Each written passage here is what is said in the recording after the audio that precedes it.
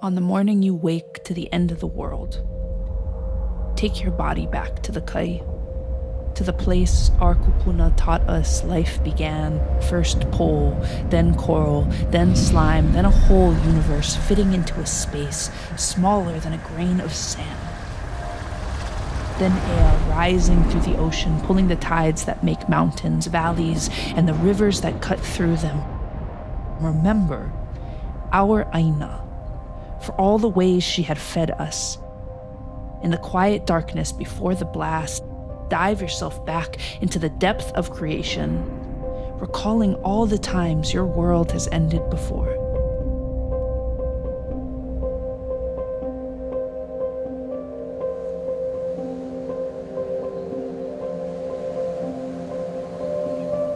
In Hawaii, we have this saying. It says, "Ikawa mamua, ikawa mahope," which means the time in front of you and the time behind you. But kawa mamua, the time in front of you, also means the past. And the time behind you, kawa mahope, means the time that comes after or the future. And so one of the things that's kind of written into our understanding of time and space is that we always back into the future facing the past.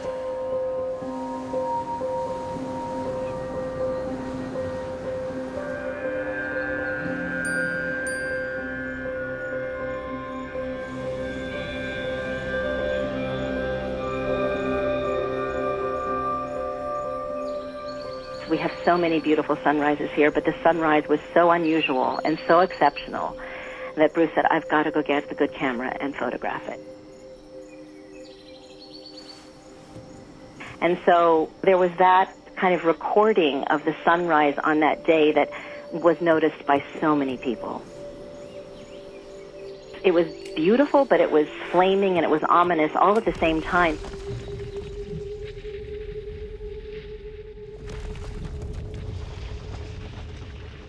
I was born and raised in Hawaii. This has been my home for my entire life. I was excited to go into work Saturday. I was just finished getting ready and my phone alarm went off and I'm thinking, oh, it's gonna be like a flood alert. We get those a lot. But I looked down at it and I froze. Like I looked at it and I could not believe what I was looking at.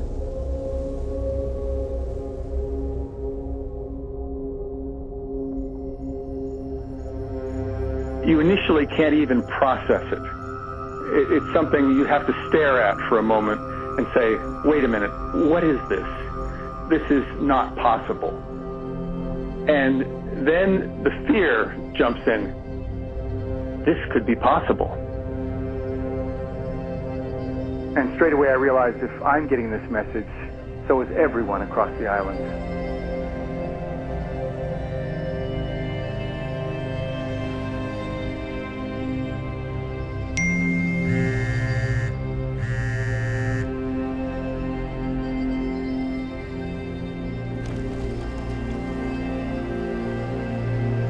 There was this impulse, first to be with loved ones. If people were with their kids, it was, where do we go to protect them? How do we protect them? Our girls are 7 miles away, and Bruce said, I don't know if this is real or not, but I need to be with them. What I should absolutely know, that if this was real and there was a ballistic missile coming to us, that I would probably never see him again.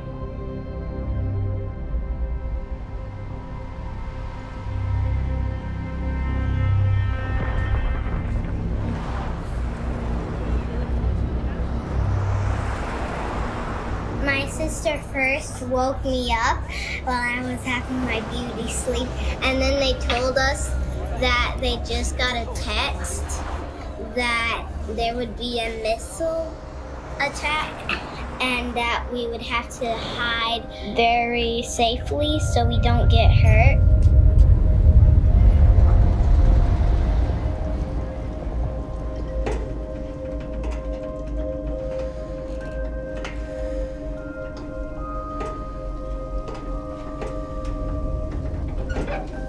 So many people panicked. People were shoving their children, and this still haunts me, down storm drains against their will.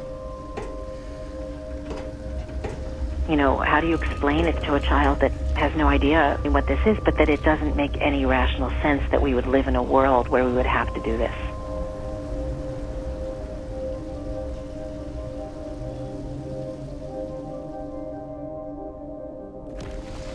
Hawaii is still home for me, even though I'm a long way away. My family is there. My friends that I grew up with are there. They are my people. That day I was reading in the library at Princeton, where I study nuclear weapon issues.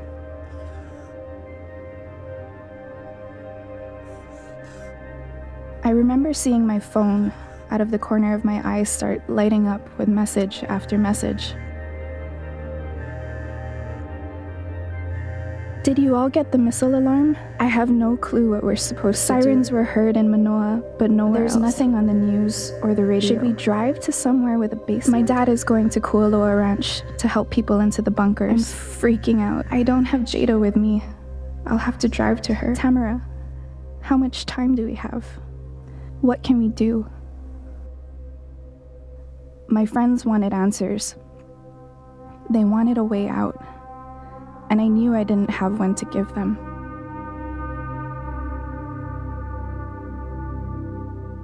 If this alert was real, people on the ground had 15 minutes or less. Even if this were only an average-sized nuclear weapon, much of Honolulu would be flattened by the initial blast wave. Beyond the flames, radiation from fallout would poison the beaches and the forests. Our home would become toxic and sick. Suddenly, I stopped thinking about nuclear weapons in terms of technology or security. I thought of them in terms of my family, my home. I remember looking at my dad, and he was just sitting there, and he said, "We're 5 miles from Pearl Harbor. There's nothing we can do." For it to suddenly come at 8 o'clock in the morning, "Hey, what have you done with your life? And are you happy with that? Are you ready to just go right now? Are you good with that?" I quietly texted my best friend saying, "I love you, I'm really proud of you, and I know you're gonna do really good things with your life."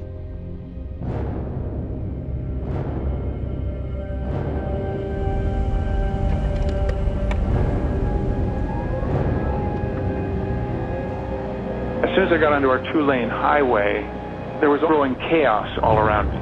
People driving at high speed, some speeding already at about 90 to 100 miles an hour. I was already at 80 or 90 miles an hour. Cars driving across the median strip, people jumping out of their cars, running into stores, laying down in the aisles.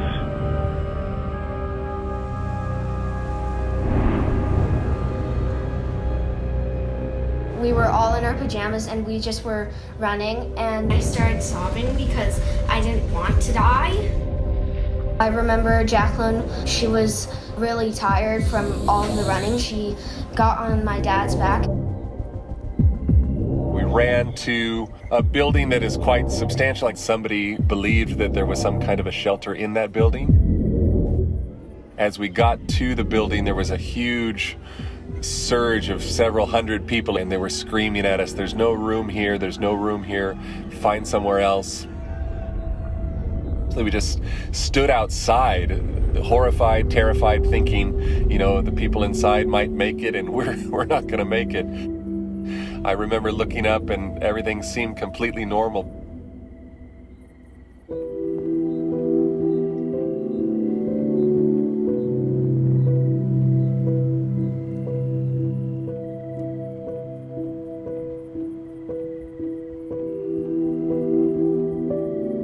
My grandfather always used to tell us about war and how it was scary and how it changed him. And then he used to always talk about Pearl Harbor and how what he heard were just loud airplanes, and they were flying over the mountains towards Pearl Harbor. And he said he saw one plane just went straight down into one of the boats. So He saw everything.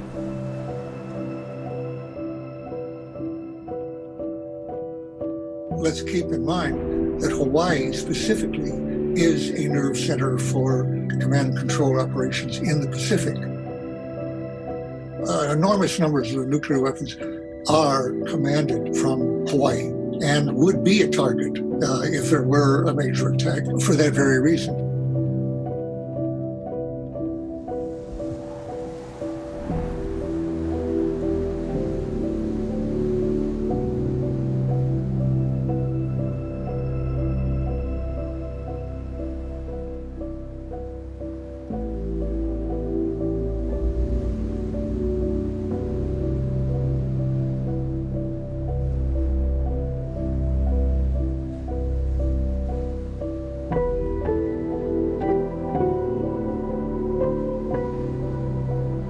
None of the political leadership had done anything to prepare for this kind of reality or to create a different reality, to create an alternative. They said to take cover. What a ridiculous thing to say to people in the middle of the Pacific Ocean.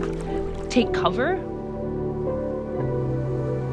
Well, let's just go paddle out into the ocean because there's literally nothing I can do in this moment.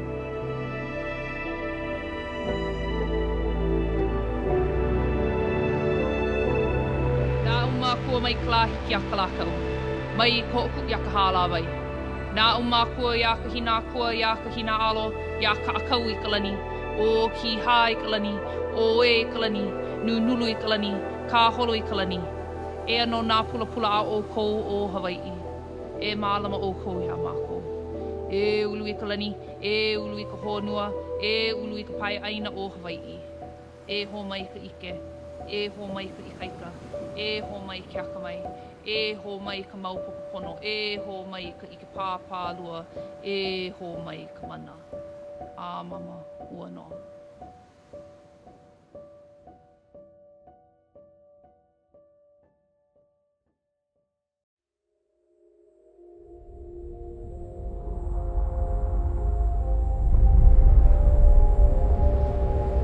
On the morning you wake to the end of the world, chant all the names of our dead and dying, refuse to forget Koho'olave, Makua, Pohakuloa, Mokoli'i, and then look to the horizon. Call upon the memory of hundreds of tests carried across our oceanic backs. Bikini and Anewatak, Kirimati and Kalama, Meraringa and Imu Maruloa and Whangaraufa, and all the unnamed caught choking downwind. E Peli Hau'ofa's beautiful sea of islands vision perverted into a sea of toxic waste. The enduring gift from our American, British, and French protectorates.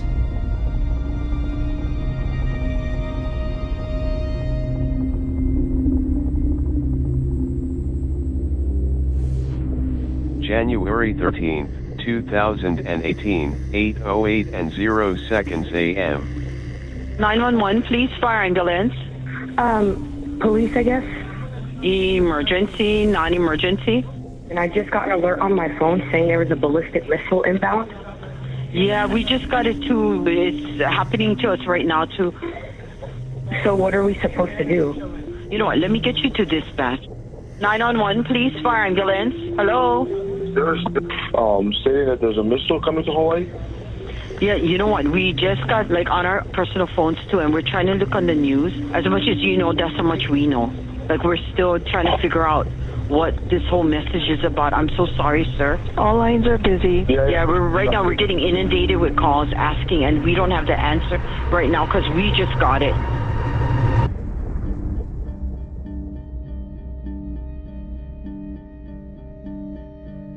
We called emergency services and they didn't have any advice for us. Nobody was tweeting from government officials. There weren't any emergency news alerts. There was just nothing. It was radio silence. And then we were on our own. So I'm looking through social media. All I'm seeing are my friends and family freaking out, tweeting things like, "Is this real? Is this real? What do I do?"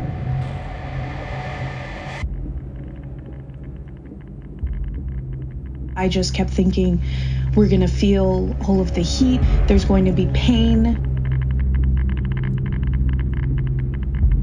In Hiroshima, they have the shadows of people burned into ground and walls from how hot and intense the blast was.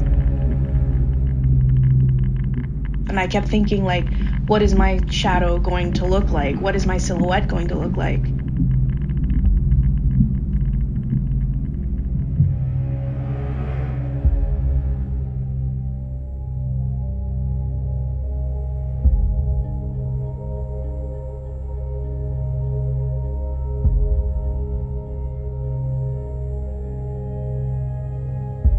Well, I was 12 years old. On that day, 1945, I was on the way to school that morning. Everybody in school died and nobody survived.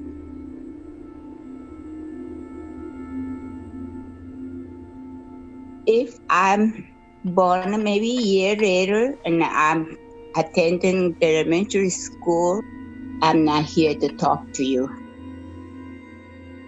When we see the flash and the big noise, our train stopped. We all jump off. We saw that mushroom shape of a cloud. We don't know what's going on. So we start walking toward the Hiroshima city. There the people start coming. I thought we were going into the hell because those people are all burned and skin, arms and face, all the just peeling off, and you cannot even tell man or woman. That's the image that I can never forget.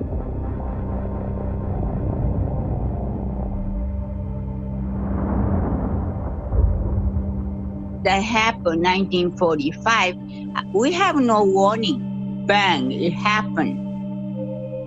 But this one, 2018,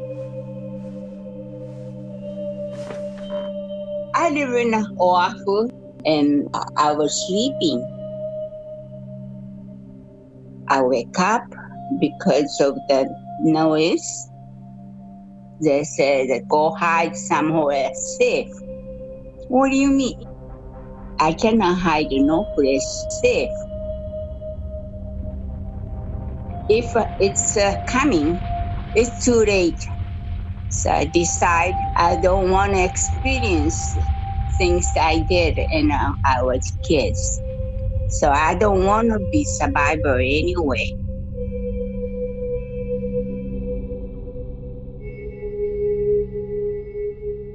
Hiroshima was destroyed with a single bomb, which has defined the nuclear age for most people.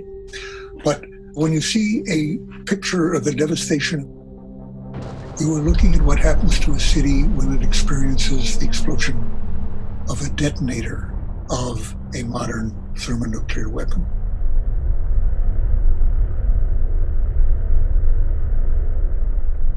Modern nuclear weapons have a destructive force tens to hundreds of times more powerful than those dropped on Hiroshima and Nagasaki.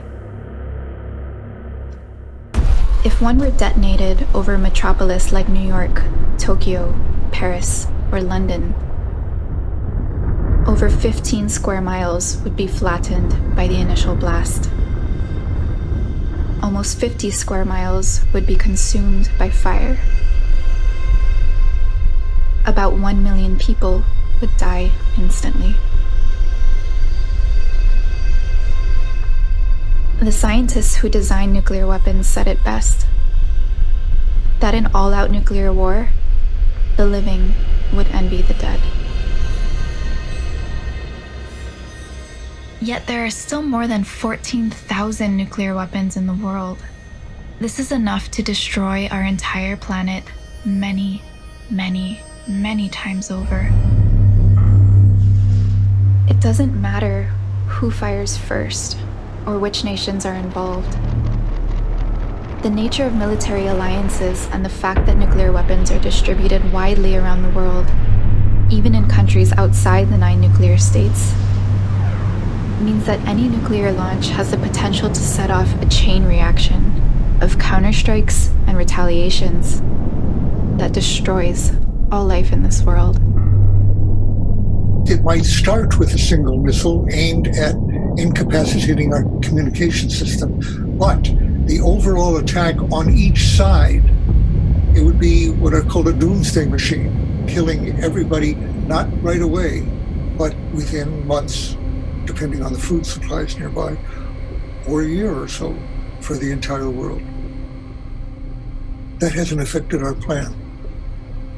The weapons continue to be built. In effect, we're ignoring it in the same way we've failed to prepare for the possibility of a pandemic. The idea that possessing nuclear weapons somehow protects a state or a population does not hold water. They put everyone at risk. Possessing nuclear weapons is a violent act. They are used every single day, regardless of whether or not they're actually detonated. We kind of thought that we were too powerful to take down, or that it would never happen in our generation. We're too smart to use ballistic missiles like that anymore. And that's like a really Western privileged way of thinking about it, I think. I call it millennial hubris.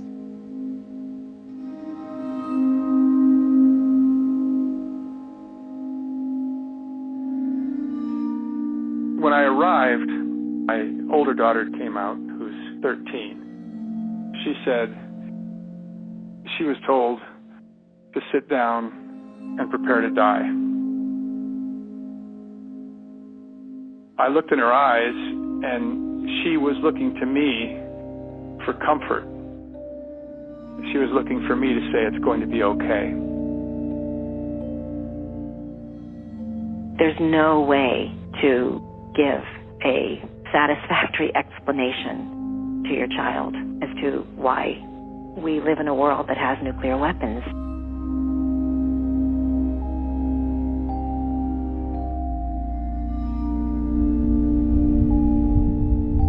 I was pregnant at the time, and I didn't tell a lot of people because it was still very early. Having this life inside of me that I'm so helpless I couldn't do anything to protect. It was just heartbreaking. Even if we live through this, what am I bringing this baby into? Like who's to say there's not another threat? I didn't call my daughter in Los Angeles until the last moment. But that's when I think this became most real for me. This is the child that I carried for 9+ months, that I suckled at my breast, that I gave everything I could to. When she picks up, I say,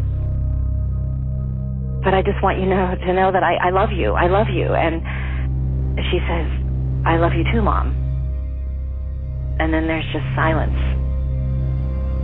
What if it escalated, or if it was happening in other places, if we weren't the only people getting this ballistic missile alert? If this was the beginning of a civilization-ending event, a collective death experience for all of humanity?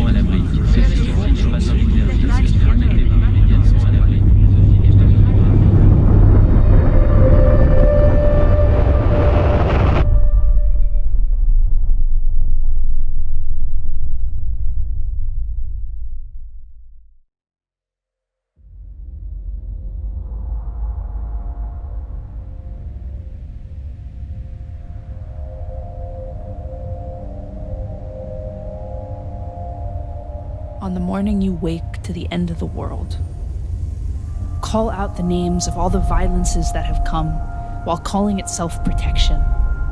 All the ways we have been left, to gather the shattered pieces, 2 island cities in the western corner of the Pacific, flattened to caricature, names rendered meaningless, carved over and over again into the blinding of our textbooks. Just enough of their shape remains to call foul at our hubris, but does nothing to slow the arrogant push of progress, all because the men with the plans called power promised us security behind the barrel of a gun, but none of it will save us the violence that will continue to come. Bullets only beget more bullets, bombs only beget bigger bombs, and in the end, all we're left with is this waste, waiting.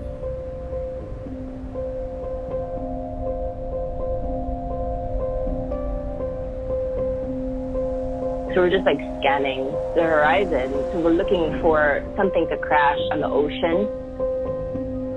It was such a powerful moment for us.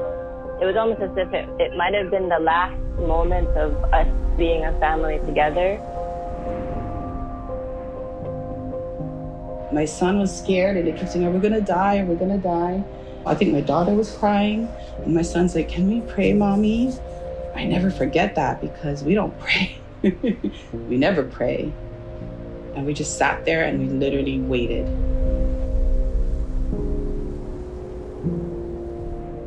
I was crying and everybody was holding each other. We started to pray a little bit. Me just sobbing because I couldn't believe that I was about to die. And that's when I just noticed on my phone there was an alert. There was a notification from my best friend. The missile alert is false. It's a false alarm. Don't worry. Everything is okay. You're safe.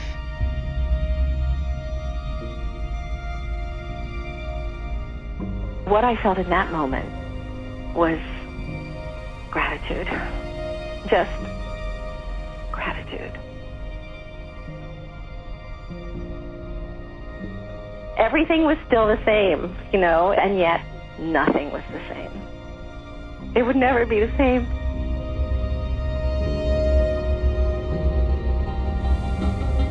It was pandemonium in paradise after that alert was sent to phones throughout the state and broadcast on television. Members of Congress are demanding answers on why it took 38 minutes for a correction. Those responsible for this happening need to be held accountable and making sure that this cannot happen again. The FCC chairman called the false alert absolutely unacceptable and has launched an investigation. The people of Hawaii are justifiably livid. They demand answers, and so do we.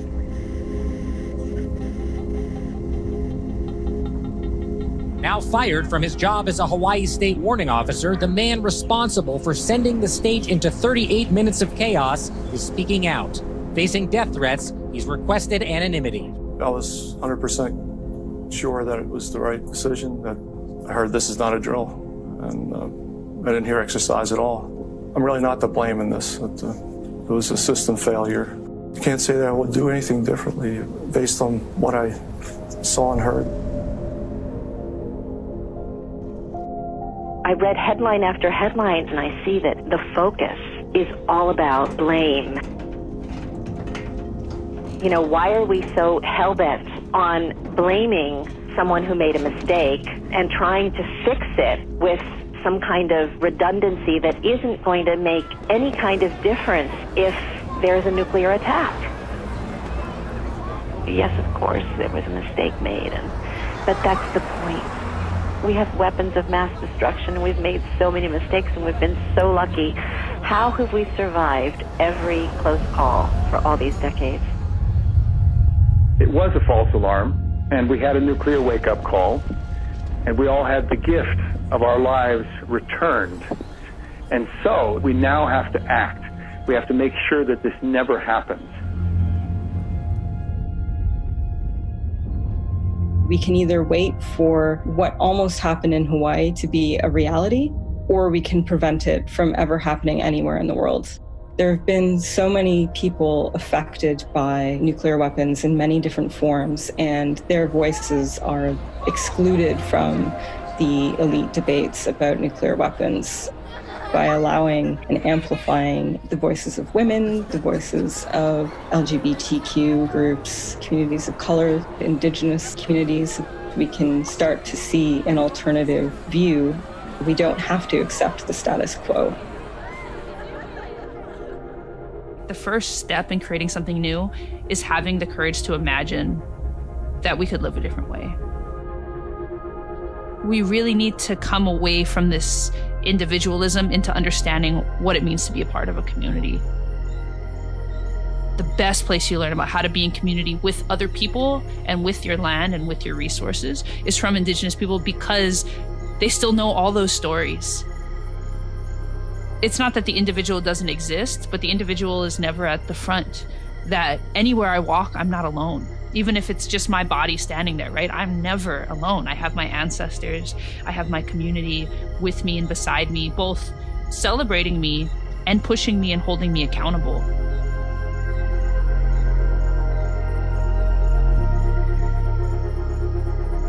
And we have a word in Hawaii, it's kuleana, and it means responsibility, but it also means privilege. It also means authority. It's the closest thing we have to the word right. If we can cure apathy, if we can cure hopelessness, if we can cure individualism, honestly, there's no reason in my mind that I think that we couldn't live in a world that wasn't overrun by this like military industrial complex.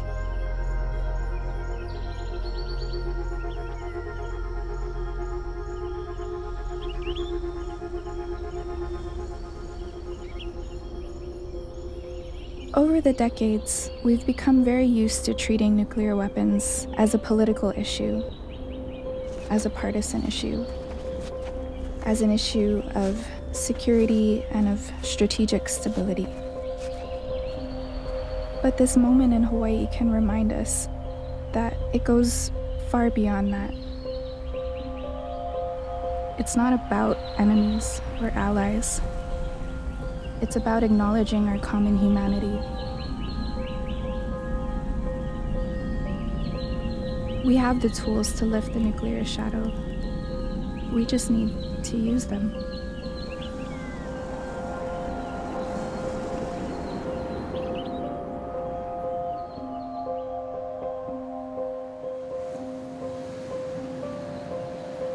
On the morning we wake to the end of the world, remember, all of this violence is not enough to force our forgetting.